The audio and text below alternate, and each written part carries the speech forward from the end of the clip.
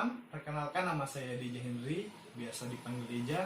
Saya adalah mahasiswa Institut Pertanian Institut Yogyakarta, jurusan Ekonomi Pertanian, Prodi SNBP. Di sini saya akan mengerjakan tugas yang telah diberikan oleh dosen TPHP kepada saya, yaitu menjelaskan bagaimana pengolahan beberapa komoditas. Pada tugas ini diberikan beberapa komoditas yang harus dikerjakan, tapi saya memilih teh untuk saya kerjakan sebagai tugas video ini. Kenapa saya memilih teh?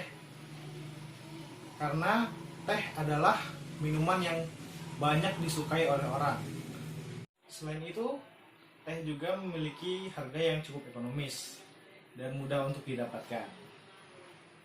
Secara umum, proses pengolahan teh merupakan proses oksidasi pada pucuk teh.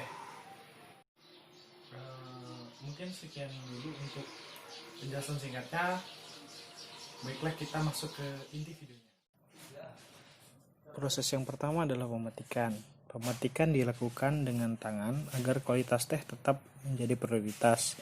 Pemetikan dengan tangan dilakukan dengan cara menggenggam sejajar dengan menghentakkan pergelangan tangan dan tanpa penjepitan. Karena jika melakukan penjepitan dapat menurunkan mutu daun. Pemetikan juga dapat dilakukan dengan mesin, meski akan lebih banyak daun yang rusak dan sebagian terbuang. Setelah itu dilakukan pelayuan. Pelayuan dilakukan untuk menghilangkan terbuangnya air dari daun dan memungkinkan oksidasi sesedikit mungkin. Pelayuan dapat dilakukan dengan beberapa cara, yakni daun teh dapat dijemur atau ditiriskan di ruangan berangin lembut untuk mengurangi kelembaban. Daun kadang-kadang kering lebih dari seperempat masanya akibat pelayuan tersebut. Setelah daun teh tersebut layu, kemudian dilakukan pememaran. Pememaran bertujuan untuk mengajukan dan mempercepat oksidasi. Daun boleh dimemarkan dengan memberikan sedikit tumbukan pada keranjang atau dengan digilingkan dengan roda berat. Ini juga menghasilkan sedikit jus yang membantu oksidasi dan memperbaiki cita rasa teh tersebut. Pada proses ini, daun teh yang telah dimemarkan dimasukkan ke dalam suatu ruangan tertentu yang bertujuan untuk mendapatkan proses oksidasi. Di industri teh sendiri, proses ini disebut fermentasi. Meski sebenarnya tidak terjadi fermentasi, karena proses oksidasi ini tidak menggunakan bantuan mikroorganisme sama sekali, seperti pada fermentasi pada umumnya. Hal inilah yang akan menjadi pembeda antara jenis teh satu dengan yang lainnya. Untuk teh oolong, oksidasi harus terjadi 40%, sedangkan pada teh hitam harus terjadi 100%.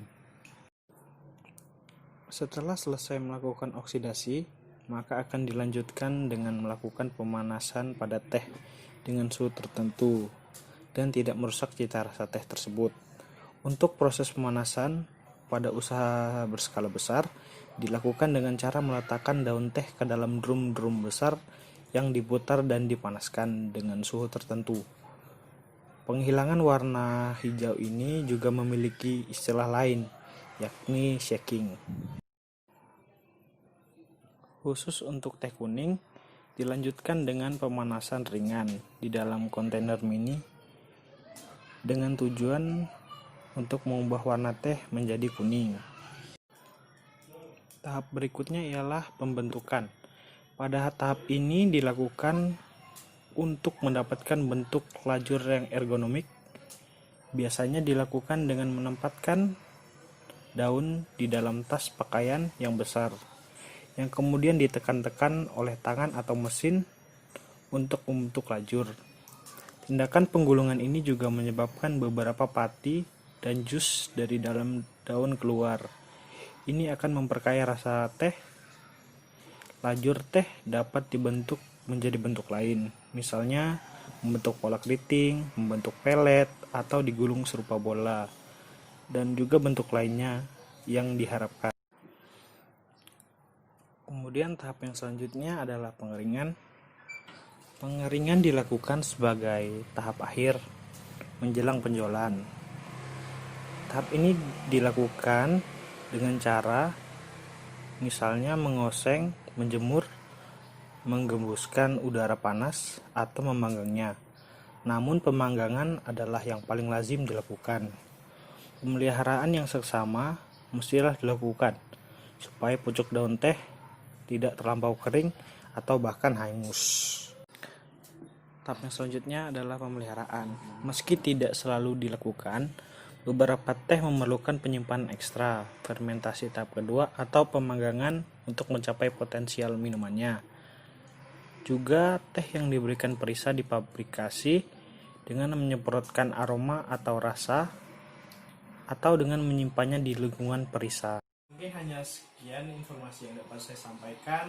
Mohon maaf bila masih banyak terdapat kesalahan informasi yang saya berikan. Karena di sini saya masih sebagai mahasiswa yang perlu banyak lagi belajar untuk menyampaikan informasi tersebut. Sekian videonya, terima kasih, sampai jumpa, bye.